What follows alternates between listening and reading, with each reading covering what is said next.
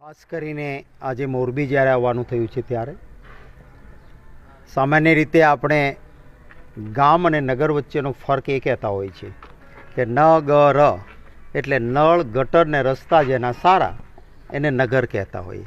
મેં અહીંયા આવતા આપને પણ આપણા કેમેરાની આંખોમાં પણ દેખાયું છે. મોરબી એ નગરપાલિકા છે, નગર છે.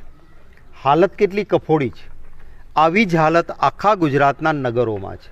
કારણ કે વરસાદના પાણીના નિકાલ માટે પૈસા તો ફળવાઈ જાય છે કે આ વર્ષે વરસાદના પાણીના નિકાલ માટે સ્ટ્રોમ ડ્રેનેજ વોટરની યોજના, કરોડોના ટેન્ડરો આપણે રોજ છાપાઓમાં જોતા હોઈએ, પણ ચોમાસા પહેલાં બધા જ પૈસાઓ ભાજપના ભયમુક્ત ભ્રષ્ટાચારમાં જાય છે. અધિકારીઓને પદાધિકારીઓની મિલીભગત, લવ રીંગણા 2-4 દલા તરવાડીની જેવું કે લે 10-12 ખુલ્લી લૂંટ ચાલે છે. પરિણામે થોડોક જ વરસાદ આવે અને નગરોમાં લોકો પરેશાન થાય છે. એનો એક નમૂનો અહીંયા જોયો છે. બીજું, અમારા સ્થાનિક આગેવાનોએ એક વાત કરી હતી કે મોરબીમાં મુખ્યમંત્રી આવાસ યોજનાના સેંકડો મકાનો બનવાના હતા. 2013માં એના ટેન્ડરો અપાયા.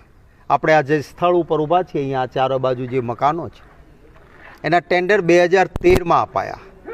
32 કરોડ રૂપિયાના ખર્ચે કોન્ટ્રાક્ટરને કામ અપાયું અને પૈસા એવા ખવાણા છે આ કામમાં કે તમે પોતે પણ જોઈ શકો છો કે પોપડા પડે છે. એક પણ મકાનમાં એક પણ કુટુંબ રહેવા આવી શક્યું નથી. 2013, આપણે 2024માં છીએ.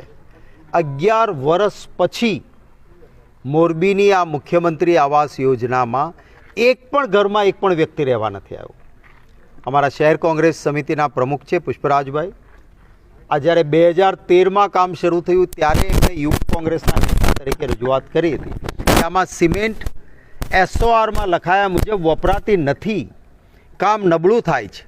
પણ કોઈ પણ પગલાં ન લેવાયા કારણ કે હપ્તા છેક ઉપર સુધી ભાજપની સરકારમાં જતા હતા. આ એક ભ્રષ્ટાચારનો મોટો નમૂનો અહીંયા સ્થળ વિઝિટમાં રૂબરૂ આવીને આ જોતા સ્પષ્ટ દેખાય છે કે આ માત્ર ને માત્ર ભ્રષ્ટાચારથી જ આ મકાનો બન્યા છે. પૈસા ચાઉં થયા છે. જે વ્યક્તિઓને, આપણા રાજ્યના મધ્યમ વર્ગના લોકોને આ મકાનો મળવા જોઈએ, કોઈને મળતા નથી. આપ જો કોંગ્રેસના શાસનમાં હાઉસિંગ બોર્ડના મકાનો બન્યા હતા. આજે